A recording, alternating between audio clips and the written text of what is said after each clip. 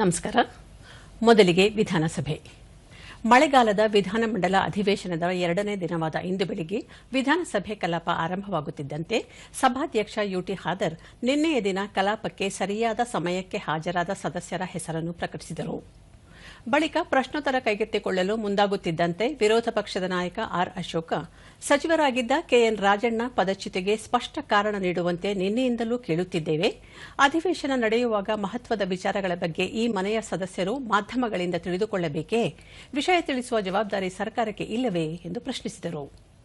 ಈ ವೇಳೆ ಮಧ್ಯಪ್ರವೇಶಿಸಿದ ಸಭಾಧ್ಯಕ್ಷ ಯುಟಿ ಖಾದರ್ ಆಂತರಿಕ ವಿಚಾರವನ್ನು ಚರ್ಚೆ ಮಾಡುವುದು ಅನಗತ್ಯ ಎನ್ನುತ್ತಿದ್ದಂತೆ ವಿರೋಧ ಪಕ್ಷದ ಸದಸ್ಯರಾದ ಸುನೀಲ್ ಕುಮಾರ್, ಸುರೇಶ್ ಕುಮಾರ್, ಅರಗ ಜ್ಞಾನೇಂದ್ರ ಸೇರಿದಂತೆ ಹಲವು ಸದಸ್ಯರು ಆಕ್ಷೇಪಿಸಿದರು.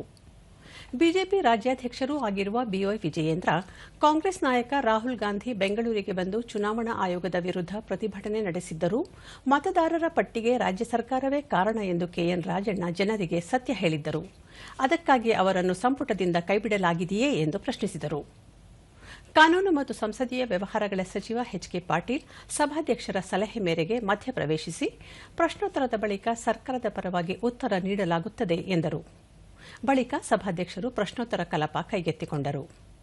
ಬಿಜೆಪಿಯ ಸದಸ್ಯ ಸುರೇಶ್ ಕುಮಾರ್ ಪ್ರಶ್ನೆಗೆ ಉತ್ತರಿಸಿದ ಗೃಹ ಸಚಿವ ಡಾ ಜಿ ಪರಮೇಶ್ವರ್ ಆನ್ಲೈನ್ ಗೇಮ್ಗಳ ವಿರುದ್ಧ ತೆಗೆದುಕೊಳ್ಳಬೇಕಾದ ಕ್ರಮಗಳ ಬಗ್ಗೆ ವರದಿ ನೀಡಲು ಹಿರಿಯ ಪೊಲೀಸ್ ಅಧಿಕಾರಿ ಪ್ರಣಬ್ ಮೊಹಂತಿ ನೇತೃತ್ವದಲ್ಲಿ ಸಮಿತಿ ರಚಿಸಲಾಗಿದೆ. ಸೆಪ್ಟೆಂಬರ್ನಲ್ಲಿ ಸಮಿತಿ ವರದಿ ನೀಡಲಿದ್ದು ನಂತರ ಸೂಕ್ತ ಕ್ರಮ ತೆಗೆದುಕೊಳ್ಳುವುದು. ಕಳೆದ 3 ವರ್ಷದಲ್ಲಿ ಆನ್ಲೈನ್ ಗೇಮಿಂಗ್ಗೆ ಸಂಬಂಧಪಟ್ಟಂತೆ 347 ಪ್ರಕರಣಗಳು ದಾಖಲಾಗಿವೆ. ಈ ವರ್ಷದ ಜುಲೈ ಅಂತ್ಯಕ್ಕೆ 156 ಪ್ರಕರಣಗಳನ್ನು ದಾಖಲಿಸಲಾಗಿದೆ ಎಂದು ವಿವರಿಸಿದರು. ಬಿಜೆಪಿಯ ಸುರೇಶ್ ಕುಮಾರ್, ಆರಗ ಜ್ಞಾನೇಂದ್ರ, ಡಾ ಸಿಎನ್ ಅಶ್ವತ್ಥನಾರಾಯಣ ಚರ್ಚೆಯಲ್ಲಿ ಭಾಗವಹಿಸಿ ಆನ್ಲೈನ್ ಗೇಮಿಂಗ್ ಅನಾಹುತಗಳ ಬಗ್ಗೆ ವಿವರ ನೀಡಿದರು. ವಿಷಯದ ಗಂಭೀರತೆ ಅರಿತು ಸಭಾಧ್ಯಕ್ಷರು ಅರ್ಧ ಗಂಟೆ ಕಾಲಾವಧಿಯ ಚರ್ಚೆಗೆ ಅವಕಾಶ ಮಾಡಿಕೊಡುವುದಾಗಿ ಭರವಸೆ ನೀಡಿದರು. ಸಂಡೂರು ಕ್ಷೇತ್ರದ ಸದಸ್ಯೆ ಅನ್ನಪೂರ್ಣ ಪ್ರಶ್ನೆಗೆ ಉತ್ತರಿಸಿದ ಅಬಕಾರಿ ಸಚಿವ ಆರ್ಬಿ ತಿಮ್ಮಾಪುರ್ ಮಾದಕ ವಸ್ತು ಮಾದರಿಯ ಕ್ಲೋರಲ್ ಹೈಡ್ರೇಟ್ ಎಂಬ ರಾಸಾಯನಿಕ ಮಿಶ್ರಣ ಮಾಡಿ 5-6 ಲೀಟರ್ ಸೇಂದಿ ತಯಾರಿಸಿ ಅಕ್ರಮವಾಗಿ ಮಾರಾಟ ಮಾಡಲಾಗುತ್ತಿದೆ. ಈವರೆಗೂ 160 ಜನರನ್ನು ಬಂಧಿಸಿ ಪ್ರಕರಣ ದಾಖಲಿಸಲಾಗಿದೆ. ತಪ್ಪಿತಸ್ಥರ ವಿರುದ್ಧ ಗೂಂಡಾ ಕಾಯ್ದೆ ಬಳಕೆ ಮಾಡಲಾಗುತ್ತದೆ. ರಾಯಚೂರಿನಲ್ಲಿ ಈಗಾಗಲೇ 2 ವಿರುದ್ಧ ಗೂಂಡಾ ಕಾಯ್ದೆ ಜಾರಿಗೆ ಚಾಲನೆ ನೀಡಲಾಗಿದೆ. ಉಳಿದ 25 ಮಂದಿಯನ್ನು ಗುರುತಿಸಲಾಗಿದ್ದು ಕಠಿಣ ಕ್ರಮಕ್ಕೆ ಜಿಲ್ಲಾಧಿಕಾರಿಗಳಿಗೆ ಸೂಚಿಸಲಾಗಿದೆ ಎಂದರು. ಮಾಹಿತಿ ಹಕ್ಕು ಕಾಯ್ದೆ ದುರುಪಯೋಗವಾಗುತ್ತಿದ್ದು ಅದನ್ನು ನಿಯಂತ್ರಿಸಲು ಕ್ರಮ ಕೈಗೊಳ್ಳಬೇಕು ಎಂದು ವಿಧಾನಸಭೆಯಲ್ಲಿ ಶಾಸಕರು ಪಕ್ಷಾತೀತವಾಗಿ ಒತ್ತಾಯಿಸಿದರು. ಆಡಳಿತ ಪಕ್ಷದ ಸದಸ್ಯ ಮಹಾಂತೇಶ್ ಕೌಜಲಗಿ ಪ್ರಶ್ನೆಗೆ ಮುಖ್ಯಮಂತ್ರಿ ಪರವಾಗಿ ಸಂಸದೀಯ ವ್ಯವಹಾರಗಳ ಸಚಿವ ಎಚ್ಕೆ ಪಾಟೀಲ್ ಉತ್ತರ ನೀಡಿ ಮಾಹಿತಿ ಹಕ್ಕು ಕಾಯ್ದೆ ಆಡಳಿತ ವ್ಯವಸ್ಥೆಯ ಪಾರದರ್ಶಕತೆಗೆ ಕ್ರಾಂತಿಕಾರಕ ಬದಲಾವಣೆ ತಂದಿದೆ. ದುರುಪಯೋಗವನ್ನು ತಡೆಗಟ್ಟಲು ಅಗತ್ಯ ನಿಯಮಾವಳಿ ರೂಪಿಸಲು ರಾಜ್ಯ ಸರ್ಕಾರಗಳಿಗೆ ಅವಕಾಶ ಇದೆ. ಪದೇ ಪದೇ ಮಾಹಿತಿ ಕೇಳಿ ಕಾಯ್ದೆಯನ್ನು ದುರುಪಯೋಗಪಡಿಸಿಕೊಳ್ಳುವ 26 ಮಂದಿಯನ್ನು ಈಗಾಗಲೇ ಕಪ್ಪು ಪಟ್ಟಿಗೆ ಸೇರಿಸಲಾಗಿದೆ. ಲೋಕಾಯುಕ್ತ ದಾಳಿಗೆ ಸಿಲುಕಿದ್ದ ಮಾಹಿತಿ ಆಯುಕ್ತ ರವೀಂದ್ರ ಗುರುನಾಥ್ ಅವರನ್ನು ಹುದ್ದೆಯಿಂದ ವಜಾಗೊಳಿಸಲಾಗಿದೆ ಎಂದರು. ಶಾಸಕರಾದ ಬಸನಗೌಡ ಪಾಟೀಲ್ ಯತ್ನಾಳ್, ಸುನೀಲ್ ಕುಮಾರ್, ಸುರೇಶ್ ಕುಮಾರ್, ಸಿಕೆ ರಾಮಮೂರ್ತಿ, ಕೋನರೆಡ್ಡಿ ಮತ್ತಿತರರು ಕಾಯ್ದೆ ದುರುಪಯೋಗಕ್ಕೆ ಕಡಿವಾಣ ಹಾಕಬೇಕು ಮತ್ತು ವಿಶೇಷ ಚರ್ಚೆಗೆ ಅವಕಾಶ ನೀಡಬೇಕು ಎಂದು ಮನವಿ ಮಾಡಿದರು. ಬಿಜೆಪಿಯ ಡಾ ಸಿಎನ್ ಅಶ್ವತ್ಥನಾರಾಯಣ ಪ್ರಶ್ನೆಗೆ ಉತ್ತರಿಸಿದ ಉಪಮುಖ್ಯಮಂತ್ರಿ ಡಿಕೆ ಶಿವಕುಮಾರ್ ಬೆಂಗಳೂರಿನಲ್ಲಿ ಮುಂಗಾರು ಪೂರ್ವ ಹಾಗೂ ಮುಂಗಾರು ಮಳೆಯ ಅನಾಹುತಗಳಿಂದ 10 ಮಂದಿ ಜೀವಹಾನಿಯಾಗಿದೆ. 1914 ಮನೆಗಳು, 3043 ಕಿಲೋಮೀಟರ್ ಉದ್ದದ ರಸ್ತೆಗಳು ಹಾನಿಗೊಳಗಾಗಿವೆ. ಮಳೆಯ ಅನಾಹುತಗಳ ಸೂಕ್ಷ್ಮ ಪ್ರದೇಶಗಳನ್ನು ಗುರುತಿಸಲಾಗಿದ್ದು ಹಂತ ಹಂತವಾಗಿ ಕಾಮಗಾರಿಗಳನ್ನು ಕೈಗೊಂಡು ಆ ಸ್ಥಳಗಳನ್ನು ಸರಿಪಡಿಸುವುದಾಗಿ ಭರವಸೆ ನೀಡಿದರು. ಮಂಗಳೂರು ದಕ್ಷಿಣ ಕ್ಷೇತ್ರದ ಬಿಜೆಪಿ ಸದಸ್ಯ ವೇದವ್ಯಾಸ ಕಾಮತ್ ಪ್ರಶ್ನೆಗೆ ಉತ್ತರಿಸಿದ ಗೃಹ ಸಚಿವರು ಕಳೆದ 15 ವರ್ಷಗಳಿಂದೀಚೆಗೆ ಮಂಗಳೂರಿನಲ್ಲಿ ಕೋಮು ಸೌಹಾರ್ದತೆಗೆ ಧಕ್ಕೆ ಬಂದಿದೆ. ಬಂಡವಾಳ ಹೂಡಿಕೆ, ಶೈಕ್ಷಣಿಕ ವಾತಾವರಣಕ್ಕೆ ಹಾನಿಯಾಗಿದೆ. ಇತ್ತೀಚೆಗೆ ತಾವು ಮಂಗಳೂರಿಗೆ ಭೇಟಿ ನೀಡಿದ ವೇಳೆ ಶಾಂತಿ ಸಭೆ ನಡೆಸಿದ ಬಳಿಕ ಪರಿಸ್ಥಿತಿ ತಿಳಿಯಾಗಿದೆ ಎಂದು ಮಾಹಿತಿ ನೀಡಿದರು. ಶೂನ್ಯ ವೇಳೆಯಲ್ಲಿ ಬಿಜೆಪಿ ಸದಸ್ಯ ಸುನೀಲ್ ಕುಮಾರ್ ಪ್ರಸ್ತಾಪಿಸಿದ ವಿಷಯಕ್ಕೆ ಬಿಜೆಪಿಯ ಹಲವು ಸದಸ್ಯರು ಧ್ವನಿಗೂಡಿಸಿ ತನಿಖೆ ನಡೆಸಲು ನಮ್ಮ ವಿರೋಧ ಇಲ್ಲ, ಆದರೆ ಇದರ ನೆಪದಲ್ಲಿ ಧಾರ್ಮಿಕ ನಂಬಿಕೆ ಹಾಗೂ ಶ್ರದ್ಧಾ ಕೇಂದ್ರಗಳ ಮೇಲೆ ದಾಳಿ ನಡೆಯುತ್ತಿದೆ. ಈವರೆಗಿನ ತನಿಖೆಯ ಮಾಹಿತಿಯನ್ನು ಸದನಕ್ಕೆ ತಿಳಿಸಿ ಎಂದು ಪಟ್ಟು ಹಿಡಿದರು. ಗೃಹ ಸಚಿವ ಪರಮೇಶ್ವರ್ ಸ್ಥಳೀಯ ಜನರ ಒತ್ತಾಯ ಹಾಗೂ ಸರ್ಕಾರಕ್ಕೆ ಬಂದ ದೂರುಗಳನ್ನು ಆಧರಿಸಿ ಎಸ್ಐಟಿ ತನಿಖೆಗೆ ಆದೇಶಿಸಲಾಗಿದೆ. ತನಿಖೆ ಪೂರ್ಣಗೊಂಡು ವರದಿ ಸಲ್ಲಿಸಿದ ಬಳಿಕ ಮಾಹಿತಿ ನೀಡಲಾಗುವುದು. ಅಲ್ಲಿಯವರೆಗೂ ಇಲ್ಲಿ ಚರ್ಚಿಸುವುದು ಸೂಕ್ತ ಅಲ್ಲ. ತನಿಖೆಗೆ ಕಾಲಮಿತಿ ನಿಗದಿಯಾಗಿದೆ ಎಂದು ಹೇಳಿದರು.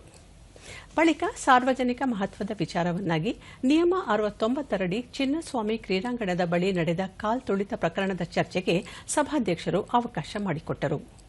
ವಿರೋಧ ಪಕ್ಷದ ನಾಯಕ ಆರ್ ಅಶೋಕ್ 11 ಜನ ಅಮಾಯಕರು ಪ್ರಾಣ ಕಳೆದುಕೊಂಡಿದ್ದು ಹಲವಾರು ಮಂದಿ ಗಾಯಗೊಂಡಿದ್ದಾರೆ. ರಾಜ್ಯ ಸರ್ಕಾರದ ತಪ್ಪು ನಿರ್ಧಾರವೇ ಕಾರಣ. ಸಿಬ್ಬಂದಿ ಮತ್ತು ಆಡಳಿತ ಸುಧಾರಣಾ ಇಲಾಖೆಯ ಮುಖ್ಯಮಂತ್ರಿ ಅಧೀನದಲ್ಲಿ ಕೆಲಸ ಮಾಡುತ್ತದೆ. ಡಿಪಿಎಆರ್ ಕಾರ್ಯದರ್ಶಿಯಾಗಿದ್ದ ಸತ್ಯವತಿ ವಿಧಾನಸೌಧದ ಮುಂಭಾಗ ಕಾರ್ಯಕ್ರಮ ಆಚರಿಸುವ ಬಗ್ಗೆ ಮಾತನಾಡಿರುವ ವಿಚಾರದ ಬಗ್ಗೆ ಪೆನ್ಡ್ರೈವ್ ಇದೆ ಎಂದು ತೋರಿಸಿದರು. ಆರ್ಸಿಬಿ ವಿಜಯೋತ್ಸವ ಆರಂಭಕ್ಕೂ ಮುನ್ನ ನಡೆದ ಘಟನಾವಳಿಗಳನ್ನು ಎಳೆ ಎಳೆಯಾಗಿ ಅಶೋಕ್ ಸದನದಲ್ಲಿ ಪ್ರಸ್ತಾಪಿಸಿ ಮುಖ್ಯಮಂತ್ರಿ ಹಾಗೂ ಉಪಮುಖ್ಯಮಂತ್ರಿ ಘಟನೆಯ ಜವಾಬ್ದಾರಿ ಹೊರಬೇಕು ಎಂದು ಆಗ್ರಹಿಸಿದರು. ಬಿಜೆಪಿಯ ಸುರೇಶ್ ಕುಮಾರ್ ಸೇರಿ ಅನೇಕರು ಚರ್ಚೆಯಲ್ಲಿ ಭಾಗವಹಿಸಿದ್ದರು.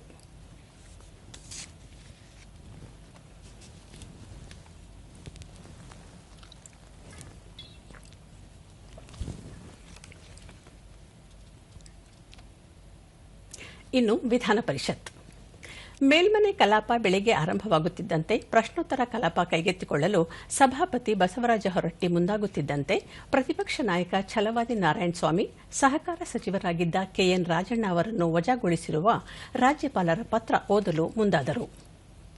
ಆಗ ಆಡಳಿತ ಪಕ್ಷದ ಮುಖ್ಯ ಸಚೇತಕ ಸಲೀಂ ಅಹಮದ್ ಆಕ್ಷೇಪ ವ್ಯಕ್ತಪಡಿಸಿದರು. ಈ ಹಂತದಲ್ಲಿ ಛಲವಾದಿ ನಾರಾಯಣಸ್ವಾಮಿ ರಾಜಣ್ಣ ಅವರನ್ನು ಸಚಿವ ಸ್ಥಾನದಿಂದ ಏಕೆ ವಜಾ ಮಾಡಲಾಗಿದೆ ಎನ್ನುವ ಕುರಿತು ಮಾಹಿತಿ ನೀಡಬೇಕು ಎಂದು ಒತ್ತಾಯಿಸಿದರು. ಬಿಜೆಪಿ ಸದಸ್ಯರಾದ ಸಿಟಿ ರವಿ, ರವಿಕುಮಾರ್ ಸೇರಿದಂತೆ ಇನ್ನಿತರ ಸದಸ್ಯರು ಧ್ವನಿಗೂಡಿಸಿದರು.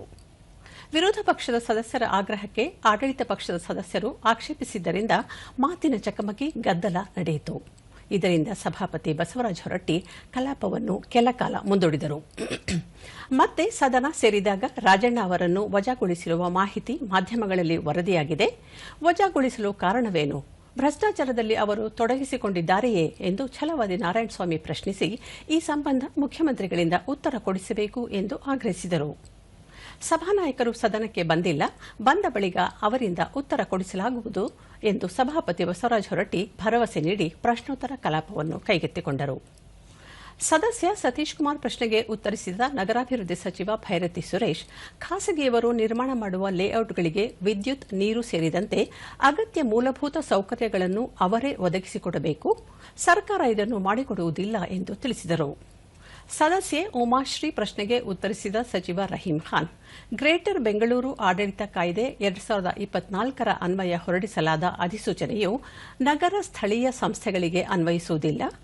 ಬೃಹತ್ ಬೆಂಗಳೂರು ಮಹಾನಗರ ಪಾಲಿಕೆ ವ್ಯಾಪ್ತಿಯಲ್ಲಿ 1200 ಚದರಾಡಿ ಮೀರದಂತಹ ನಿವೇಶನಗಳಲ್ಲಿ ನೆಲಮಹಡಿ ಜೊತೆ 2 ಅಂತಸ್ತು ಅಥವಾ 3 ಅಂತಸ್ತಿನವರೆಗಿನ ಕಟ್ಟಡಗಳಿಗೆ ಸ್ವಾಧೀನಾನುಭವ ಪ್ರಮಾಣ ಪತ್ರ ಪಡೆಯುವುದರಿಂದ ವಿನಾಯಿತಿ ನೀಡುವ ಪ್ರಸ್ತಾವನೆ ಪರಿಶೀಲನೆಯಲ್ಲಿದೆ ಎಂದರು.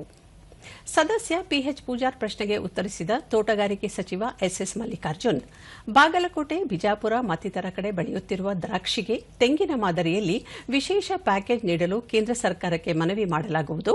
ದಾಳಿಂಬೆ ಬೆಳೆಗೆ ವಿಶೇಷ ಪ್ಯಾಕೇಜ್ ನೀಡಲು ಅವಕಾಶವಿಲ್ಲ. ಬೆಳೆ ನಷ್ಟವಾದ ಸಂದರ್ಭದಲ್ಲಿ ಸರ್ಕಾರದ ವತಿಯಿಂದ ಗೊಬ್ಬರ, ಔಷಧಿ ಮತ್ತಿತರ ಸವಲತ್ತುಗಳನ್ನು ನೀಡಬಹುದು ಎಂದರು. ಸದಸ್ಯ ಸುನೀಲ್ ಪಾಟೀಲ್ ಪ್ರಶ್ನೆಗೆ ಪೌರಾಡಳಿತ ಸಚಿವ ರಹೀಂ ಖಾನ್ ಉತ್ತರಿಸಿ, ನಗರ ಸ್ಥಳೀಯ ಸಂಸ್ಥೆಗಳಲ್ಲಿ ಕಾರ್ಯನಿರ್ವಹಿಸುತ್ತಿರುವ ಸಿಬ್ಬಂದಿ, ಅಧ್ಯಕ್ಷರು ಹಾಗೂ ಉಪಾಧ್ಯಕ್ಷರ ಗೌರವಧನವನ್ನು ಹೆಚ್ಚಳ ಮಾಡುವ ಬಗ್ಗೆ ಹಣಕಾಸು ಇಲಾಖೆ ಅನುಮೋದನೆ ದೊರೆತ ನಂತರ ಸೂಕ್ತ ಕ್ರಮ ತೆಗೆದುಕೊಳ್ಳಲಾಗುವುದು ಎಂದರು. ಬೇರೆ ರಾಜ್ಯಗಳಿಗೆ ಹೋಲಿಕೆ ಮಾಡಿದರೆ ತಾಲ್ಲೂಕು, ಜಿಲ್ಲಾ ಪಂಚಾಯತ್, ನಗರಸಭೆ ಹಾಗೂ ಮಹಾನಗರ ಪಾಲಿಕೆಯಲ್ಲಿ ಕಾರ್ಯನಿರ್ವಹಿಸುತ್ತಿರುವ ಅಧ್ಯಕ್ಷರು, ಉಪಾಧ್ಯಕ್ಷರು ಮತ್ತು ಸಿಬ್ಬಂದಿಗಳ ವೇತನ ಕಡಿಮೆ ಇದೆ ಎಂಬುದನ್ನು ಸಚಿವರು ಒಪ್ಪಿಕೊಂಡರು. ರಾಜಧಾನಿ ಬೆಂಗಳೂರು ಸೇರಿದಂತೆ ರಾಜ್ಯದ ಹಲವು ಕಡೆಗಳಲ್ಲಿ ಬೀದಿ ನಾಯಿಗಳ ಹಾವಳಿ ತಡೆಗಟ್ಟಲು ಸರ್ಕಾರ ಕಟ್ಟುನಿಟ್ಟಿನ ಕ್ರಮ ಕೈಗೊಳ್ಳಬೇಕೆನ್ನುವ ವಿಚಾರ ಪ್ರಶ್ನೋತ್ತರ ವೇಳೆ ಗಂಭೀರ ಚರ್ಚೆ ನಡೆಯಿತು. ಜೆಡಿಎಸ್ ಸದಸ್ಯ ಬೋಜೇಗೌಡ ವಿಷಯ ಪ್ರಸ್ತಾಪಿಸಿ, ಬೆಂಗಳೂರಿನ ಕಬ್ಬನ್ ಪಾರ್ಕ್, ಲಾಲ್ಬಾಗ್, ಹೈಕೋರ್ಟ್ ಸೇರಿದಂತೆ ಮತ್ತಿತರ ಕಡೆ ನಾಯಿಗಳ ಹಾವಳಿ ವಿಪರೀತವಾಗಿದೆ. ಕೇವಲ ಬೆಂಗಳೂರು ಮಾತ್ರವಲ್ಲದೆ ತುಮಕೂರು, ಚಿಕ್ಕಮಗಳೂರು ಸೇರಿದಂತೆ ಜಿಲ್ಲಾ ತಾಲೂಕು ಕೇಂದ್ರಗಳಲ್ಲೂ ಬೀದಿ ನಾಯಿಗಳ ಹಾವಳಿ ವಿಪರೀತವಾಗಿದೆ ಎಂದರು. ಪ್ರಶ್ನೋತ್ತರದ ಬಳಿಕ ಶೂನ್ಯ ವೇಳೆ ಕೈಗೆತ್ತಿಕೊಳ್ಳಲಾಯಿತು. ಈ ವೇಳೆ ಬಿಜೆಪಿ ಸದಸ್ಯ ಧನಂಜಯ ಸರ್ಜಿ ಹೊಸ ವಿದ್ಯುತ್ ಸಂಪರ್ಕಕ್ಕೆ ಒಸಿಬಿಸಿ ಎಂಬ ಅಡಿಬರಹದಡಿ ಹಲವಾರು ಪತ್ರಿಕೆಗಳಲ್ಲಿ ವರದಿಯಲ್ಲಿ ಪ್ರಕಟವಾಗಿರುವಂತೆ ರಾಜ್ಯದಲ್ಲಿ ಹೊಸ ವಿದ್ಯುತ್ ಸಂಪರ್ಕಗಳಿಗೆ ಸ್ವಾಧೀನಾನುಭವ ಪತ್ರ ಒಸಿ ಕಡ್ಡಾಯಗೊಳಿಸಿರುವುದರಿಂದ ಕಟ್ಟಡ ನಿರ್ಮಾಣ ಹಾಗೂ ಕೈಗಾರಿಕೋದ್ಯಮಕ್ಕೆ ಹೊಸ ಸಮಸ್ಯೆ ಆರಂಭವಾಗಿದ್ದು ಇದಕ್ಕೆ ಪರಿಹಾರ ಕಂಡುಕೊಳ್ಳಬೇಕು ಎಂದು ಸರ್ಕಾರಕ್ಕೆ ಮನವಿ ಮಾಡಿದರು. ಸಭಾನಾಯಕ ಬೋಸರಾಜ್ ಪ್ರತಿಕ್ರಿಯಿಸಿ ಸಂಬಂಧಪಟ್ಟ ಸಚಿವರಿಂದ ಉತ್ತರ ಕೊಡಿಸುವುದಾಗಿ ತಿಳಿಸಿದರು. ಬಳಿಕ ಪ್ರತಿಪಕ್ಷದ ನಾಯಕ ಛಲವಾದಿ ನಾರಾಯಣಸ್ವಾಮಿ ಕೆಎನ್ ರಾಜಣ್ಣ ಅವರನ್ನು ಸಂಪುಟದಿಂದ ವಜಾಗೊಳಿಸಿದ ವಿಚಾರ ಪ್ರಸ್ತಾಪಿಸಿ ರಾಜಣ್ಣರನ್ನು ಸಂಪುಟದಿಂದ ಏಕೆ ವಜಾಗೊಳಿಸಲಾಗಿದೆ, ಇದಕ್ಕೆ ಸರ್ಕಾರ ಕಾರಣ ಕೊಡಬೇಕು, ರಾಜಣ್ಣ ಭ್ರಷ್ಟಾಚಾರ ಮಾಡಿದ್ದಾರೆಯೇ ಎಂದು ಪ್ರಶ್ನಿಸಿದರು. ಸಭಾನಾಯಕ ಸಚಿವ ಬೋಸರಾಜು ಪ್ರತಿಕ್ರಿಯಿಸಿ ಪ್ರಜಾಪ್ರಭುತ್ವದಲ್ಲಿ ಸಚಿವರನ್ನಾಗಿ ಮಾಡುವುದು ವಜಾ ಮಾಡುವುದು ಮುಖ್ಯಮಂತ್ರಿಗಳ ವಿವೇಚನೆಗೆ ಬಿಟ್ಟ ವಿಚಾರ, ಏಕೆ ವಜಾ ಮಾಡಲಾಗಿದೆ ಎನ್ನುವ ಕುರಿತು ಉತ್ತರ ನೀಡುವ ಅಗತ್ಯವಿಲ್ಲ ಎಂದರು.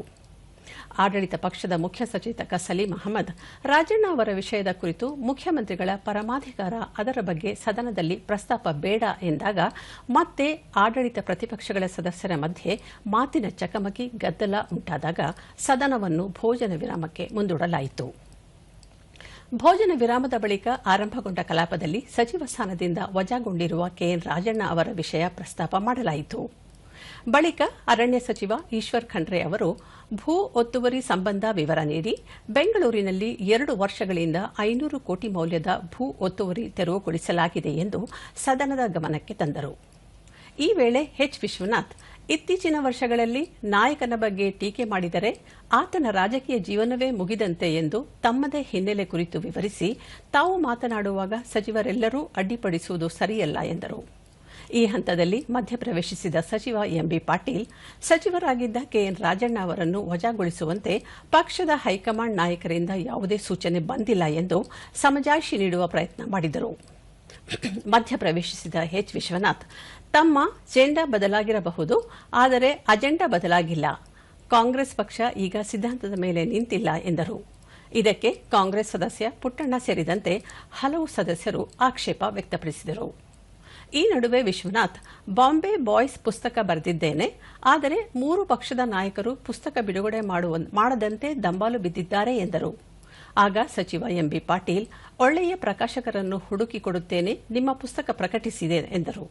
ಮತ್ತೆ ಪ್ರತಿಪಕ್ಷದ ನಾಯಕ ಛಲವಾದಿ ನಾರಾಯಣಸ್ವಾಮಿ ಕೆಎನ್ ರಾಜಣ್ಣ ಅವರನ್ನು ಸಚಿವ ಸ್ಥಾನದಿಂದ ವಜಾಗೊಳಿಸಲು ಕಾರಣಗಳೇನು ಎಂಬುದನ್ನು ಸದನಕ್ಕೆ ತಿಳಿಸಬೇಕು ಎಂದು ಪಟ್ಟು ಹಿಡಿದರು. ಈ ವೇಳೆ ಆಡಳಿತ ಮತ್ತು ಪ್ರತಿಪಕ್ಷಗಳ ನಡುವೆ ಮಾತಿನ ಚಕಮಕಿ ನಡೆಯಿತು. ಬಳಿಕ ಕಲಾಪವನ್ನು ನಾಳೆಗೆ ಮುಂದೂಡಲಾಯಿತು. ಇಲ್ಲಿಗೆ ವಿಧಾನಮಂಡಲದ ಇಂದಿನ ಕಾರ್ಯಕಲಾಪಗಳ ಸಮೀಕ್ಷೆ ಮುಕ್ತಾಯವಾಯಿತು. ನಮಸ್ಕಾರ.